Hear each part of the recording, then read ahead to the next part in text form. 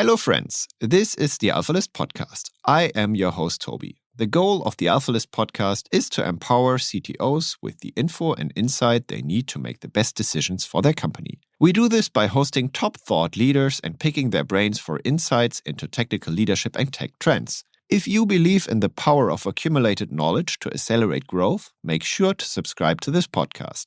Plus, if you're an experienced CTO, you will love the discussion happening in our Slack space where over 600 CTOs are sharing insights, or visit one of our events. Just go to alphalist.com to apply.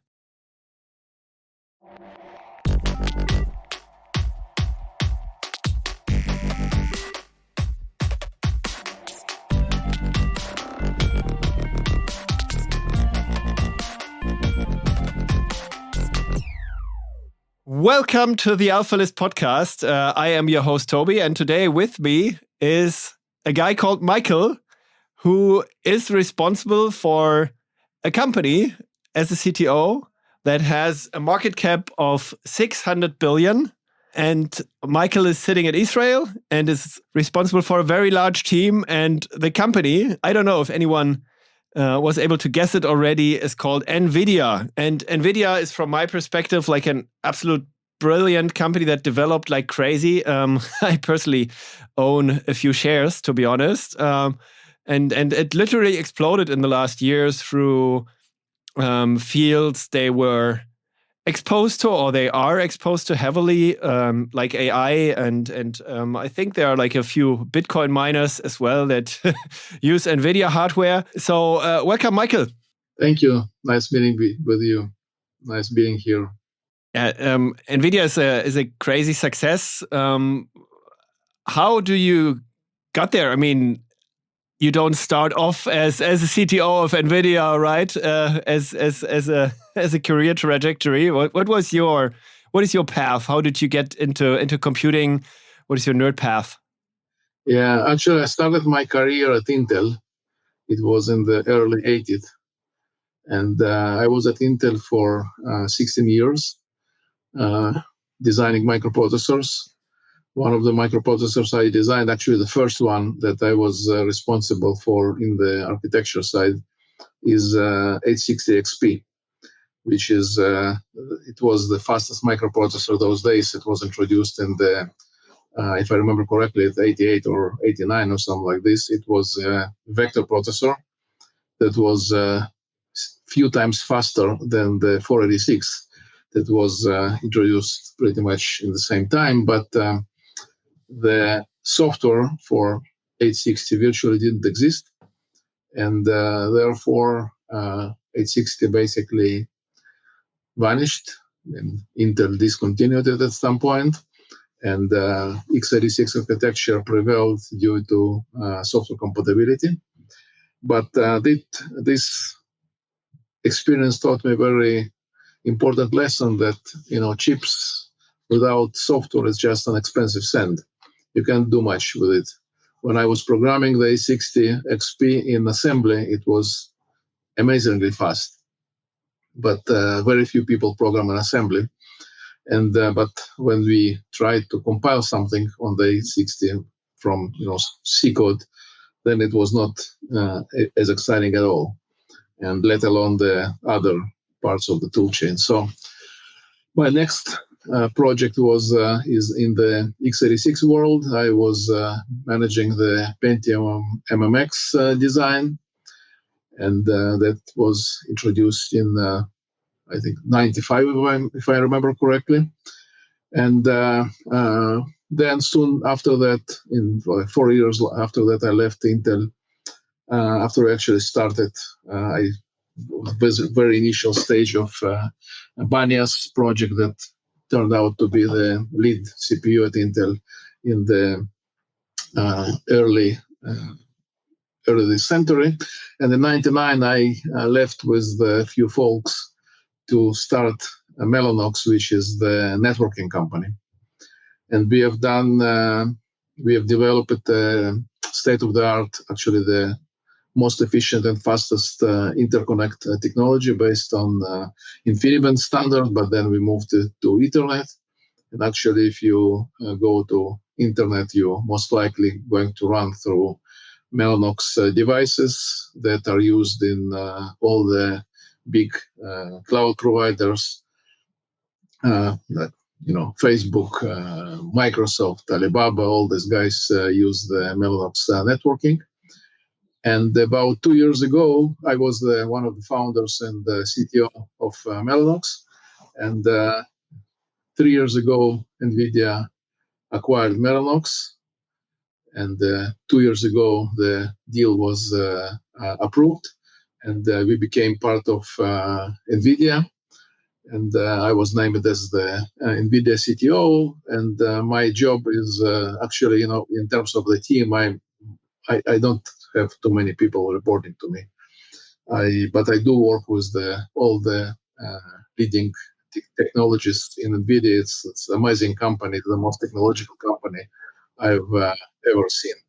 And my job is to integrate across multiple technologies at Nvidia to create the computing of the 21st century. So that's what I do for a living. That sounds like a really crazy job where I'm a bit jealous on. Are you then like more of a software CTO or a hardware CTO? I mean, you mentioned that you were programming and assembly back then, but that means that your skill set is kind of in between, right? You know both worlds, or? Yeah, by education, I'm a hardware engineer. I graduated doubly from Technion. I did my job as the VLSI designer. Started as VLSI designer at Intel.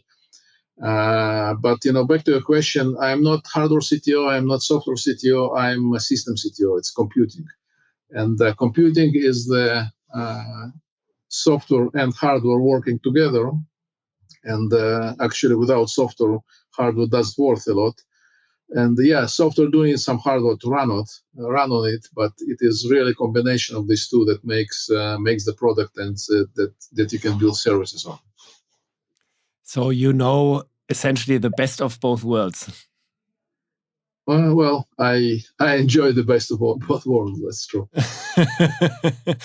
And I mean, you mentioned you founded and sold Mellanox, and I checked this story on and like the especially the financial story of it. It was sold for, I think, 7 billion to Nvidia. Is that true? Yeah, 6.9. Yes, almost 7. I mean, that's like a crazy amount of money, and I guess you went through like several funding rounds and stuff like that. But how many people were involved there? Like, how big was Mellanox? Well, Mellanox overall, when it was what was sold, is about 3,000 people around the globe. About 2,000 in Israel, and basically sun never sets over Mellanox. We had teams in China, in Japan, in Russia, in Europe, in North America, in South America. I think we even have something in Australia as well. So everywhere, essentially. Yeah. But you were not like a remote company back then, obviously, but heavily office bound and stuff like that. How is it with Nvidia, and how are the cultural differences between both companies? Oh, well, so we became part of Nvidia, which means the deal was approved about few months. It was in the May 2020, and the pandemic started early 2020. So we actually never worked at Nvidia offices. We started at Nvidia working from home. Everyone where he is. Most of people are here in Israel, and we just work this way. It's very different, and in a sense, it's good for me, because otherwise I would have been going to the United States for quite some time. Now I can work from home. It's about 10 milliseconds difference. That's not a big deal, and everybody. In Nvidia, we are still not back in the office, and Nvidia it's a company that is driven by a vision. It's the revenue is the mean to drive technology, and not the other way around, as people could feel in the different companies. Of course, it's a very successful financially company, but the idea is that if you build the right things that work, then the revenue will come. And that's what happened in Nvidia. That's what happened, yeah. That's right. Yeah, essentially. I remember when I had my first, I think it was like a GeForce, Nvidia GeForce FX or something in the early days. And you couldn't have guessed this success story, right? Back then. Well, I'm part of Nvidia. We worked with Nvidia for quite some time. We know each other very well. Worked with Mellanox, worked with Nvidia for I think more than 10 years. But I really became part of this company only recently, and I'm not familiar with all the history of the products. I just know that it started as the graphic accelerator, and then it evolved to the computing company. And who now owns the company vision? Is that like part of your job as well, to further shape in the company vision, or? I am part of it. Jensen is a great visionary, and he is one of the most successful CEOs, if not the most successful one. And he understands the technology, he knows technology, he understands the market, and he has this wisdom of figuring out what's needed in the market. So yeah, I'm part of it, especially in the data center side. Okay, Nvidia. There's a large portion of Nvidia business in the consumer market, which I am less involved. I mean, I'm following it, I'm learning, but it's I'm 2 years in Nvidia, and I feel like drinking from the fire hose. It's a lot of technology and a lot of new things to learn. Can imagine. And is then your day-to-day business more focusing around like edge computing and stuff like that? I mean, if you look at the Mellanox story, then you could guess it, right? Well, it's about the data center, and data center moves out to the edge. The autonomous car is the data center on the wheels.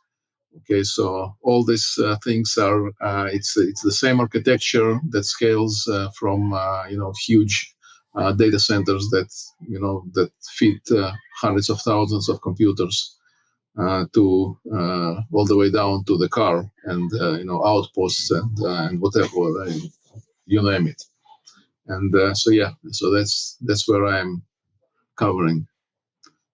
And you mentioned autonomous cars. There's like a lot of competition happening in that field right now, right? I just remember like one news a while ago that Elon Musk is now or started to actually design, or Tesla, not Elon Musk personally, most likely, but they started to design their own chips, and they're actually already chipping it and went away from Nvidia. Is that a trend that like you have all those domain-specific chips and you have to adapt to certain needs of certain areas of business, and you're also doing that as Nvidia, or how is that? Why does Elon Musk do that? Well, you need to ask Elon Musk why did he do it, but there's and he has his own reasons to do it. In general, though, the integration of the system is you start it at some level where you feel the most comfortable with, and where you feel it doesn't make sense to go too deep down where you don't have added value for your company. So you should start at the point where you can have a unique added value for your products, and then move from there up. And so everyone decides where do they start. And in Mellanox days, and I'm sure it's true for Nvidia as well, there is movements up, in and out, up and down, either way you wish. Sometimes people decide to do their own things, and then they come back to you. And it happened to us in Mellanox a few times. So how does your do you have like something like an office of the CTO or something at Nvidia? I know that like a lot of very R&D driven companies actually have that, where like the CTO is working really on the long-term vision of the company and not so much on the short-term, or is not so much involved in the short-term product development. Do you do the same thing at Nvidia, or how do you run how does your day-to-day job look like? It is a virtual office. It's a virtual office. So it's I believe that people there's very few people should work sort of up in the air. The closer you are to the product, the better off you are, and then you can also first of all build things that people will use, and the second you bring the insight to the vision, which is the longer term vision. So I do work with I have few people that basically report directly to me, but most of the people in sort of this circles of influence, they are not defined by the organizational structure, but they defined of what you do and how you do. So I my focus right now, most time I'm spending in the next generation products, both software and hardware side of it. It starts with hardware in terms of you need to make it right, but you need to make it in a way that software can use it, and whatever software is written so far can take advantage of the new hardware. There's a big difference between hardware and software. It's actually software is harder than hardware. Software lives forever. Hardware, after a few years, you just throw it away and buy a new one. But software stays the same. So you need to be really careful with the software investment that you and your customers and your partners and the ecosystem invest in your platform. And you need to make sure that you preserve this investment and leverage this investment as you go further down the road and you introduce new products. So that's something that this compatibility story that actually was I'm not sure it was discovered by Intel, but Intel definitely took advantage of it at the binary level. Now this compatibility story goes a little bit higher up than the object code, but you definitely need to make sure that you leverage and serve the software that was developed on the previous generations with the new generation products. Absolutely, but still, I mean, hardware is very hard because it just has to work, right? And I don't know if you ever had to call back a product, if you ever had to call back hardware. Updating software is a bit easier, right? I don't recall calling back hardware, and you can, but you always do and develop software.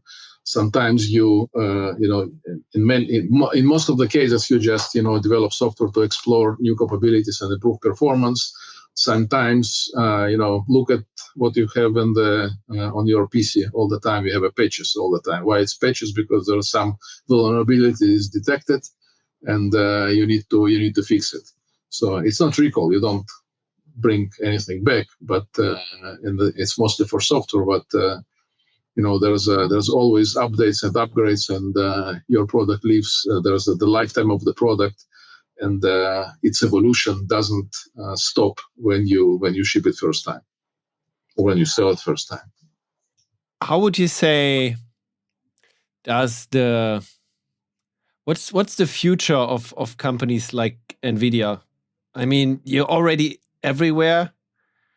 Is it specializing in a certain niche, or will you be like the company that powers AI in the future? I mean, you already are, but will it be like a more of a mainstream approach that you take there, or like how do you see like your future?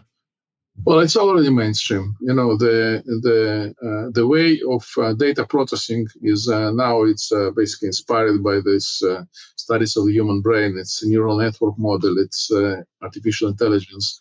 It's highly parallel data processing, and Nvidia developed this parallel processing technology for graphics, but it was directly applied to AI. And we are building the computing of the 21st century. And I think Nvidia is the most is the leading company of driving the 21st century computing. What happens now, it's, you look at the new services, you look at the way this AI changes life of everyone. It's the new things that you see today, the services that you see today, something that you couldn't imagine. So imagine a few years ago, just magic. You get to, have some help. You go to help desk and you have a bot answering you. And in many cases, it's actually, you can get along with the bot. You don't even need to get to the real human. The software writes software. There's this demo of writing C code. You just tell software what you want it to do, and it writes the C code that runs and delivers the results. Okay, it's a very different way, and Nvidia is the leading company that basically provides the computing platform for this revolution, starting from the chip all the way to the systems. If I remember correctly, the fifth fastest supercomputer in the world was Nvidia. And you think it will stay like this, right? Or it will become even more. There is more to it. See, the thing is that there is a way of thinking is that there is some cake that now it exists, and now we need to figure out how to grab a bigger part of it. My personal philosophy, which actually was very resonates with Nvidia, and that's why I like this company so much, is that rather than fighting for a bigger piece of existing cake, let's bake a bigger cake. Let's bake a bigger cake. Yeah, everybody will have more. And the thing is that this thought that there is a zero-sum game. If you take something, then if I take something, you need to lose something, and if you take something, the guy need to lose something. That's not true. That's not true. That's not the way world works. It's not zero-sum game. Today we can do much more than yesterday, and tomorrow we'll be able to do much more than today, and our habits or needs or requirements actually evolve with the technology. It's like a spiral.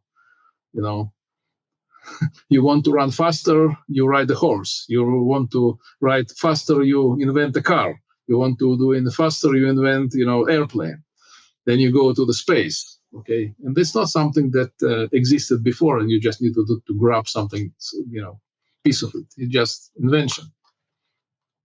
And especially with the software world, this really became much easier as well, right? Like always reinventing the wheel and like constantly doing that and evolving from like just a human being and self-enhance just using software is in a way a crazy invention, right? That accelerated everything exponentially. Right. And this distinction of software and hardware, it's blurs. What's the difference between software and hardware? It's hardware is something that you can touch, and software you cannot touch, but it does really matter. You have a product, you have a service, and it comprises of software and hardware together. There is no much. You need to put them together as a single product, not as two pieces that somehow glued together. Circling back to AI, you think in long term that it will be possible to still understand the models that are there and make them understandable? Or is your long-term goal to rather make AI itself more accessible? And it doesn't matter if you understand the models. I mean, you mentioned the human brain. I guess it's impossible to understand this and to really like visualize it. What is your long-term goal with AI? Yeah, in terms of understand, people think they understand physics, but do you understand why speed of light is faster than speed of sound? You don't understand. You just get used to it. That's what it is. That's the way world operates. In terms of AI, there's the more advanced machine you build is then actually better partner you build yourself. I was talking at some point, there's and I saw this even book that's called Human Machine Team. So, the computer can, or machine can analyze way more data than any human can and deliver some insights that for a human hard to figure out, if at all. And then man can make a decision, no machine can. And he can teach machine to make this decision next time around, and then it goes to the next level. So that's the way it evolves, and that's the way it operates. Okay. And that's also the way how AI works in our world today, right? I don't know. You have like everywhere I look, I see assistants that try to enable me to make my job better or to make better decisions. And like looking at driving and Google Maps and stuff like that, where like always AI is involved, but it's not overruling the human in a way where you think it should better not be like this, right? It's always like an assisting function. Yeah, I mean it's your partner. If you are not careful, of course you can get to the places you don't want to be, but it's always true. It's true for everything. It's true for knife. It's true for hammer. And it's true for AI tools. So AI is the hammer of tomorrow, then. It's not. It's more than hammer tool. It's a tool. It's a tool that people use. The Steve Jobs, once there was a interview with him a very long time ago, when he was young. He talked about man as a tool maker. Okay, we make tools to amplify our capabilities, and computing in general and AI in particular is one of these tools.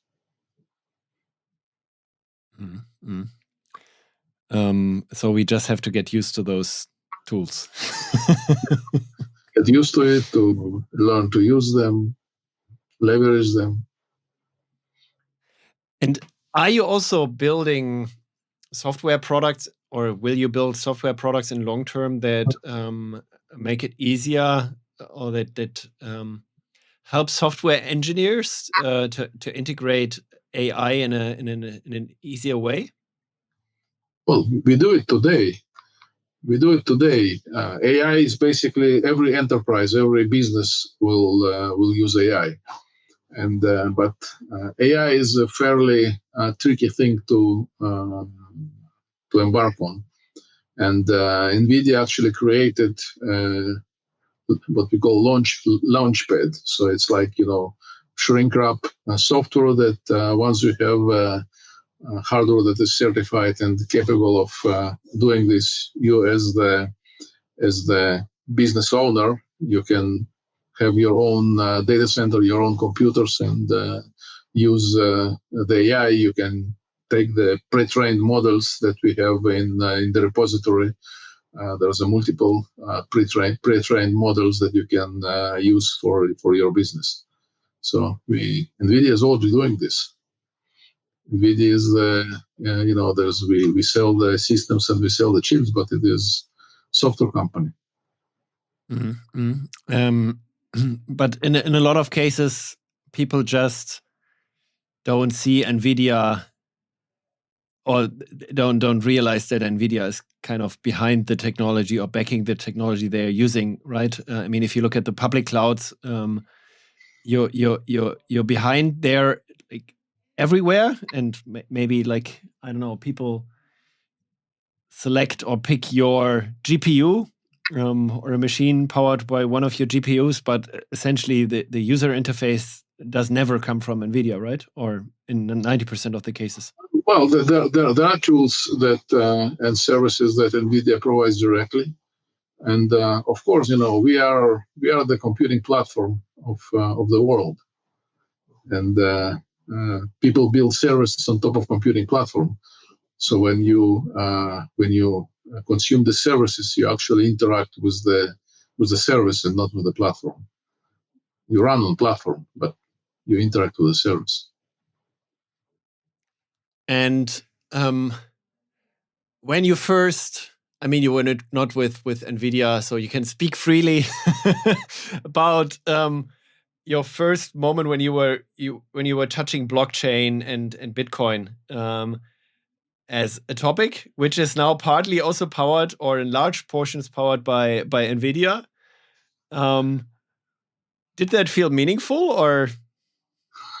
Well, I personally never touched Bitcoin, and it's not that I have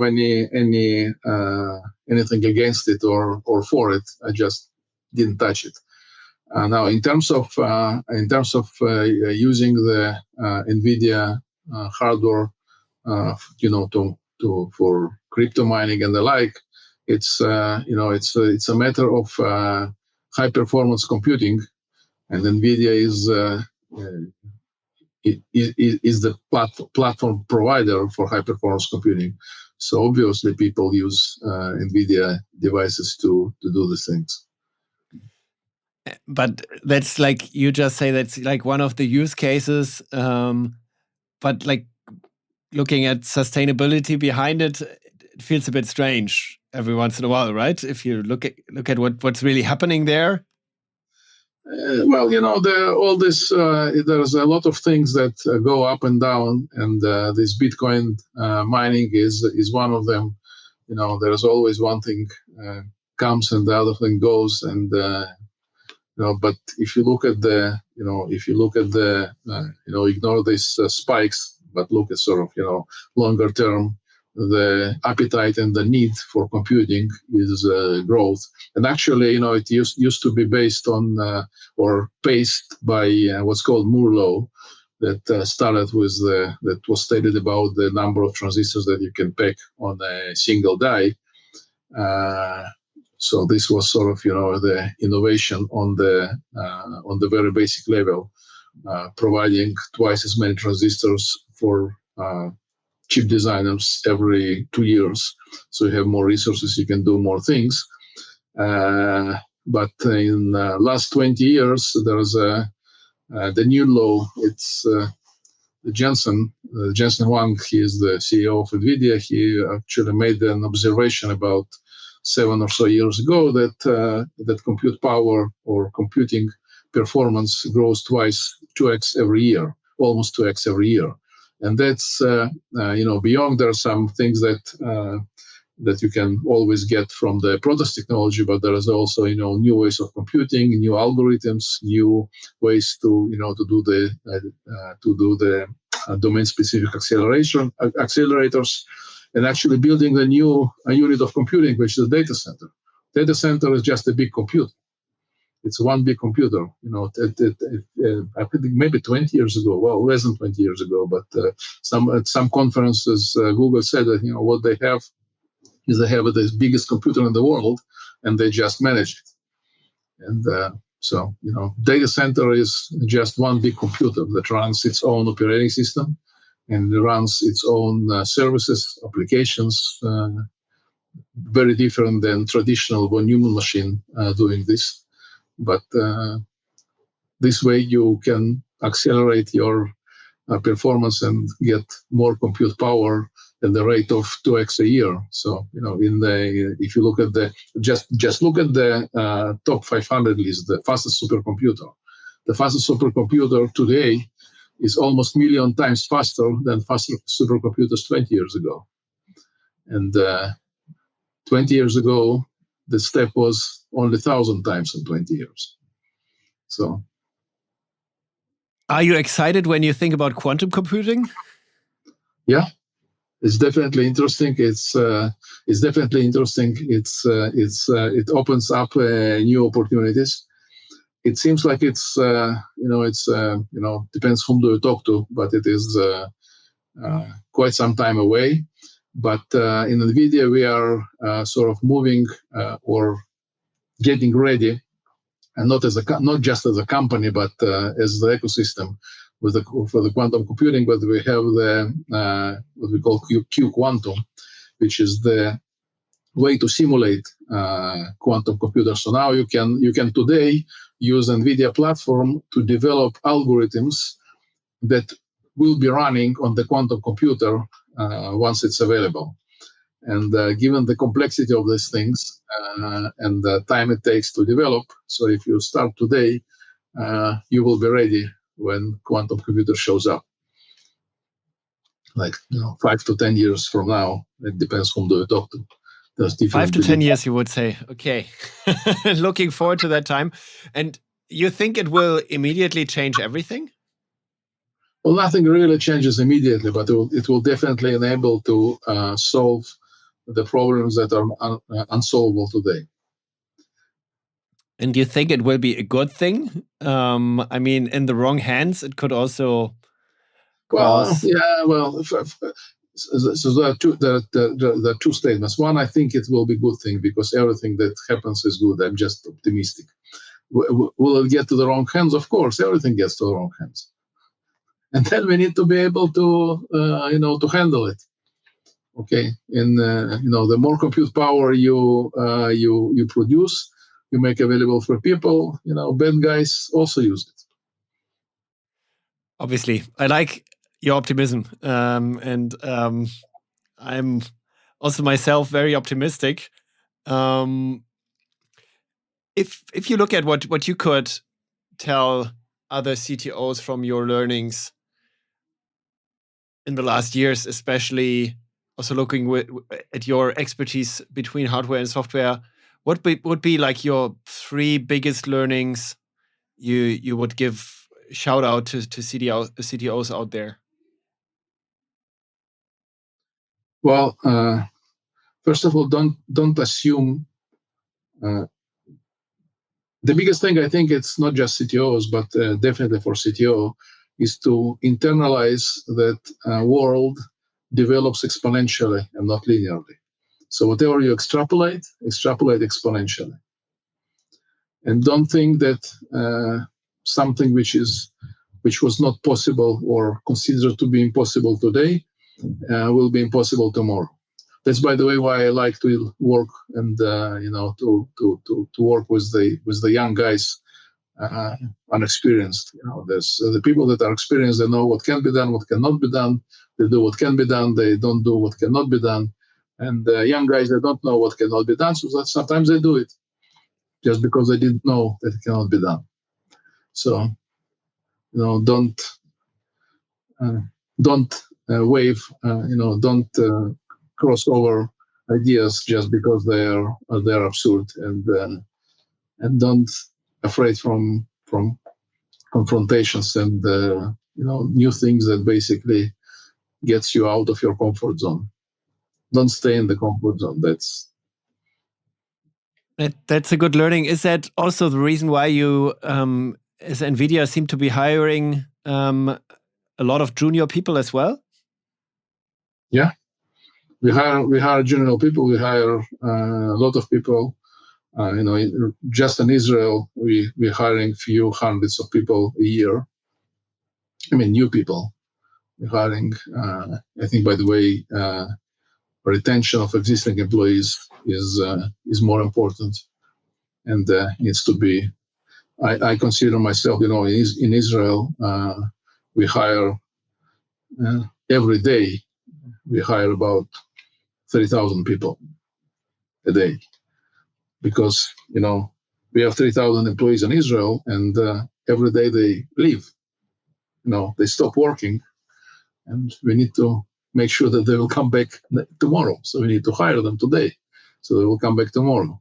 Okay, it's not hiring with a job offer, but it is, but it is definitely making sure that people are challenged, interested, and stay with you forever.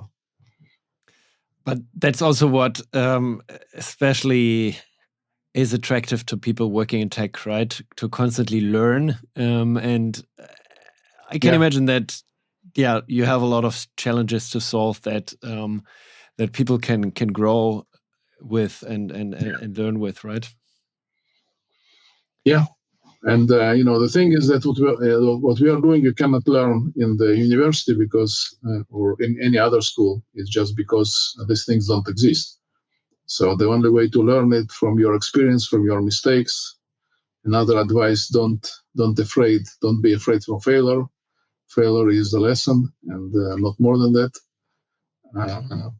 It's not, you don't need to be too proud that you failed, but it's not something to be ashamed of, especially if you learn something. I mean, if you don't learn, then you should be ashamed. That's the reason to be ashamed from the failure. That's like a real product mindset. And the third and last tip that you would give? Well, that's all the three, I think. Don't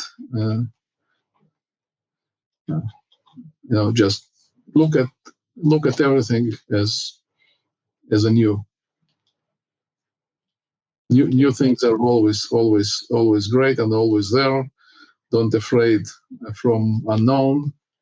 You always get some pushback, especially if the good ideas. If nobody pushes back, it means it's a bad idea.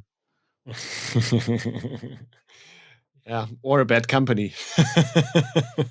Or a bad company. So I still have a little surprise for you.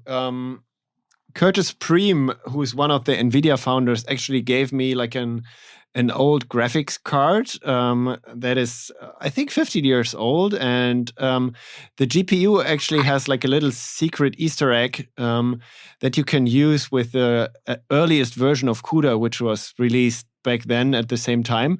And it's actually a time machine feature. So you can use it to travel back in time. And we can use it now. And imagine that we're traveling back to 1995, which was the time when you worked as chief architect at Intel. And we can observe yourself for a while, kind of little younger, still very keen to learn stuff, and same energy level as you have now, at least. And you now have the chance to whisper something into young Michael's ears. What would it be? The world is much bigger and much more interesting than you think. Okay. In 95, it was introduction of the Pentium MX. It was the lead CPU at Intel that I was I was managing this device, and I was the project manager, and I thought that I'm on the top of the world, and it turns out that is very far from being a top, and I think that world actually doesn't have any top. So yeah, just little steps, right? I used to be young and beautiful. Now I'm only young, so that's the way it is. So, Michael, it was really nice to have you here in the podcast. A really exciting journey that you went through, and I think we could learn so much more from you. So maybe we can talk a second time every once in a while, okay. And maybe also meet in person when I'm in Israel next time. Really enjoyed talking to you. Thanks a lot, Michael. Bye bye. Thank you. Welcome. Nice meeting you. Bye bye. Thank you for listening to the Alphalist podcast. If you like this episode, share it with friends. I'm sure they love it too. Make sure to subscribe so you can hear deep insights into technical leadership and technology trends as they become available. Also, please tell us if there is a topic you would like to hear more about or a technical leader whose brain you would like us to pick. Alphalist is all about helping CTOs getting access to the insights they need to make the best decisions for their company. Please send us suggestions to cto@alphalist.com. Send me a message on LinkedIn or Twitter. After all, the more knowledge we bring to CTOs, the more growth we see in tech. Or, as we say on Alphalist, accumulated knowledge to accelerate growth. See you in the next episode.